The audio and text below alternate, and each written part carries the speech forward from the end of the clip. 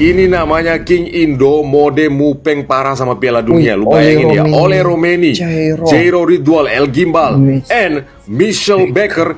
Here we go. Tapi yang baru fix join ke timnas 100% baru Ole Romeni. Ada lagi ya, urusan naturalisasinya telah selesai. Dia tinggal hanya ngambil sumpah. Untuk El Gimbal, proses naturalisasinya sedang berjalan. Berkas-berkasnya udah siap semua. Kita tinggal tunggu waktu aja kapan dia bergabung dengan tim nasional Indonesia. Sedangkan untuk Michel Becker, anjir, ini salah satu bek kelas dunia milik Indo. Nanti kalau beneran terrealisasi, anjir, lu bayangin ya. Dia ini pernah bermain untuk Leverkusen, pernah bermain untuk Atlanta, pernah bermain untuk Ajax Amsterdam, pernah bermain juga untuk PSG, dan sekarang dia bermain untuk Lille. Meskipun fun fact-nya ya, dia juga kemarin yang bantu Lille untuk ngalahin Real Madrid 1-0 di Liga Champions. Aduh, tapi gak apa, yang penting lu join tim nasional Indonesia. Proses naturalisasinya sedang berjalan, berkas-berkasnya juga udah disiapin, iya kan, dan udah di-spill juga sama Menpora. By the way, doi ini adalah keturunan dari Pulau Maluku, dari kakeknya. Ada keturunan juga. Keren. Ya, kita tunggu aja lah ya proses naturalisasinya Nyong Timur keren ini ya. Tapi kayaknya dia nanti bakal berbagi tempat atau bahkan bersaing dengan Carva Verdong di bek kiri. Soalnya doi ini bek kiri. Dan lu bisa bayangin ya bagaimana kuatnya King Indo nanti dengan materi pemain segacor ini. Katakan pada dunia ya. Katakan pada dunia, King Indo OTW Piala Dunia. Famos. Gila, betul-betul timnas. Kalau dilihat ini ya, namanya kenapa Indonesia nih dia banyak ya membawa pemain-pemain keturunan ataupun naturalisasi. Yang saya lihat ya, dan juga melalui pengamatan saya, pemain naturalisasi ini biasanya mereka ini ya mempunyai pengalaman bermain di liga yang lebih besar lagi dan level yang tinggi, dan kehadiran mereka ini dapat meningkatkan lagi kualitas teknis, taktis, dan juga mental team. Sebab dorang nih sudah mempunyai pengalaman masing-masing ya. Dan dengan kemampuan yang lebih matang ini, pemain-pemain keturunan ataupun pemain-pemain naturalisasi ini, mereka dapat membantu pelatih menerapkan strategi yang lebih kompleks dan efektif di lapangan. Sebab dorang kan kiranya semua yang bergrade A mempunyai pengalaman. Jadi idea-idea dorang tuh, dorang sharing kepada pelatih. Jadi sekarang nih Indonesia 80% itu adalah pemain keturunan. Dan kalau dilihat ya, pemain-pemain keturunan ini dapat memberi motivasi kepada pemain lokal. Dan ini juga untuk meningkatkan kualitas ya pemain-pemain lokal ini agar mendapat tempat di timnas mereka itu. Dan ada satu perkara, sekiranya perkara ini tidak diimbangi dengan pengembangan pemain lokal, yang sekarang ini kan Indonesia proses atau program membawa pemain-pemain keturunan. Suatu masa nanti timnas mungkin ya berisiko menjadi terlalu bergantung pada pemain keturunan, yang mana ini dapat menghambat pembangunan dalam masa yang panjang. Tetapi yang saya lihat dalam tempo yang singkat ini merupakan satu bentuk untuk transfer skill ataupun pengalaman kepada pemain-pemain lokal. Jadi sekarang nih Indonesia ramai ya daripada tim itu adalah pemain-pemain keturunan, dan ini sebenarnya mendapat juga hujatan ya apabila Indonesia membawa tim pemain-pemain keturunan ini, tetapi mereka sebenarnya tidak tahu bahwa perkara ini dibolehkan untuk menaturalisasi pemain-pemain asalkan mempunyai keturunan ataupun darah Indonesia. Banyaknya pemain Belanda yang dinaturalisasi oleh timnas Indonesia ternyata membuat netizen Belanda emosi. Seorang netizen Belanda di X berkata, program naturalisasi tentu saja tidak masuk akal sama sekali. Program ini seharusnya dilarang secara hukum di seluruh dunia. Naturalisasi merupakan distorsi kompetisi yang tidak berkontribusi pada sepak bola yang murni dan adil. Pernyataan tersebut tak terlepas dari keberhasilan timnas Indonesia mengalahkan Arab Saudi dan menjaga asa untuk lolos ke Piala Dunia. Selain itu, netizen itu mungkin tak sadar jika timnas Belanda juga diisi banyak pemain keturunan dan tidak sedikit yang berasal dari Indonesia. Jadi bagaimana menurutmu? Kalau menurut saya ya, setiap negara itu dia boleh ya membuat program naturalisasi ini untuk memperkuatkan tim nasionalnya. Dan selama program tersebut ya sesuai dengan peraturan yang ditetapkan oleh FIFA. FIFA mengatur naturalisasi ini pemain-pemain melalui melalui pasal 7 dalam regulasi mengenai kelayakan bermain untuk asosiasi nasional. Salah satu syarat utama adalah pemain haruslah memiliki hubungan yang sah dengan negara tersebut. Seperti Indonesia, dia mencari pemain-pemain keturunan dari Belanda. Jadi Indonesia kan pernah dijajah Belanda suatu ketika dulu. Jadi sudah pasti mempunyai pertalian darah. Mungkin ada yang pernah berkahwin dengan orang Indonesia, lepas tu melahirkan zuriat. Jadi inilah generasi-generasi yang masih layak untuk dinaturalisasikan, ya. Dan ini mereka layak ataupun boleh membela timnas Indonesia dalam jangka waktu tertentulah.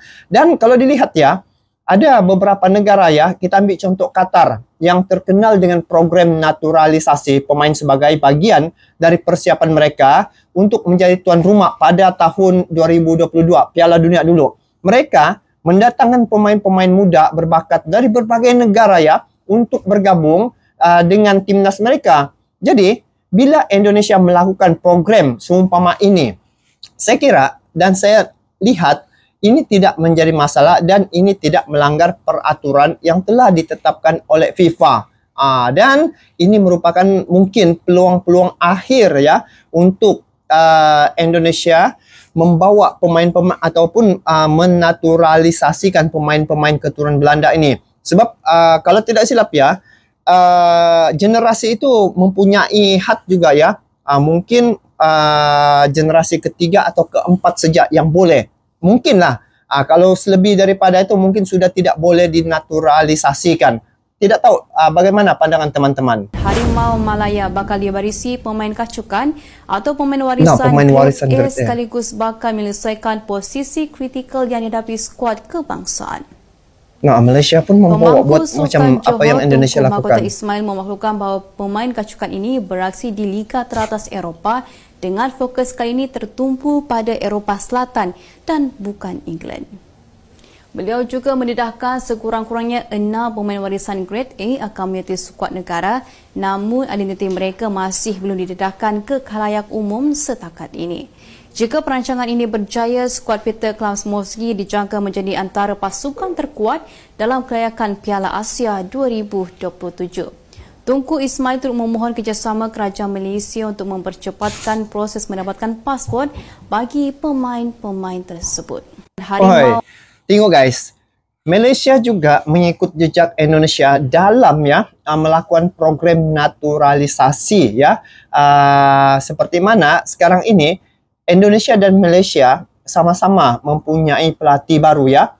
Dan kalau Malaysia melakukan hal ini awal seperti mana Indonesia, mungkin ya saya rasa mungkin Malaysia juga ada potensi ya berkemungkinan besar bisa seperti Indonesia yang sama melaju pada putaran yang ketiga di kualifikasi Piala Dunia. Sebab apabila Indonesia mendatangkan ataupun membawa pemain-pemain keturunan ini, di sinilah saya lihat kekuatan untuk timnas Indonesia. Jadi kalau Malaysia dari awal melakukan seperti mana Indonesia lakukan, mungkin ya tidak mustahil ya Malaysia boleh sama, boleh sampai ke kualifikasi putaran yang ketiga ini. Sebab kalau dilihat ya pemain-pemain di Eropah ni mereka sangat berpengalaman.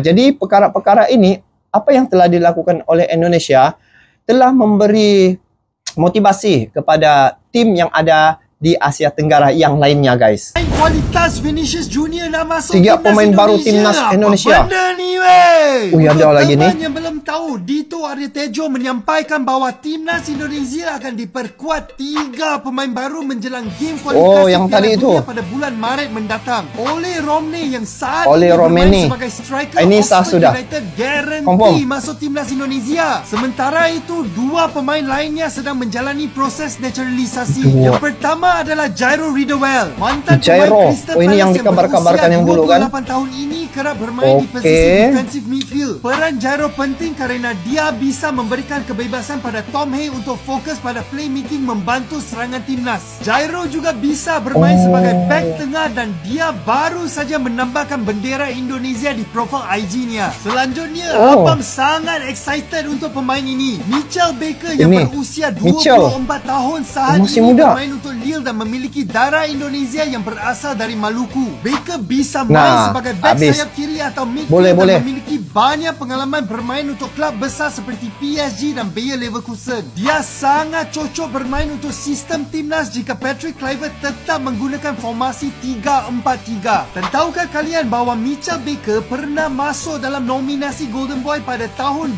2020. Antara pemain lain dalam penghargaan tersebut termasuk Vinicius Junior, Erling Haaland, Phil Foden, Bukayo Saka dan banyak lagi. Bukan kaleng-kaleng pemain ini.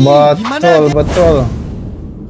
Saya lihat bila Indonesia sekarang ni berada di urutan yang ketiga di kualifikasi Piala Dunia 2026 ya, peluang Indonesia sangat besar kerana kalau dilihat ya poin yang ada dalam grup C, Indonesia setara dengan tim-tim yang lainnya, China, Bahrain ya, apalagi Australia, Arab Saudi, dia punya poin sama guys. Hanya Jepang saja yang mempunyai 16 poin. Jadi dari segi kekuatan timnas Indonesia sekarang ini selevel dengan tim gergasi di Asia.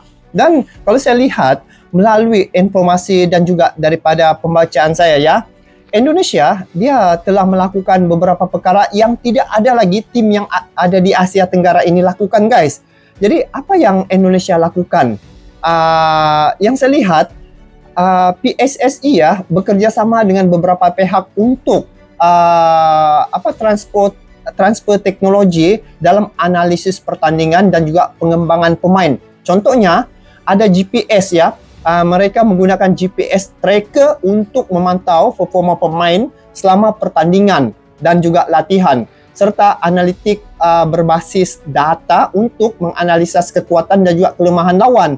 Nah, apa yang dilakukan oleh Indonesia ini seperti membuat program naturalisasi ya pemain seperti Maklok, Georgie Amat ya, Shen Patinama bila melihat ini adalah untuk jangka masa program yang pendek ya, tapi untuk memastikan pengembangan untuk pemain-pemain muda ini, mereka ini pemain-pemain keturunan ini harus ada pada tim untuk transfer, mereka punya pengalaman. Dan inilah yang saya lihat untuk persiapan timnas Indonesia di kualifikasi Piala Dunia 2026 ini.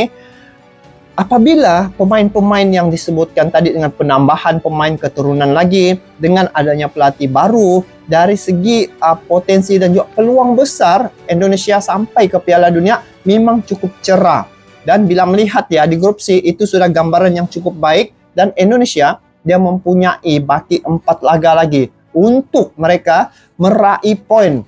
Kalau tidak menang banyak pun yang penting Indonesia menang. Ada 4 laga nih. Selain daripada Jepang, seperti 3 tim lagi, kalau dorang menang 1-0 pun jadi guys. Janji menang Indonesia memang sampai ke Piala Dunia.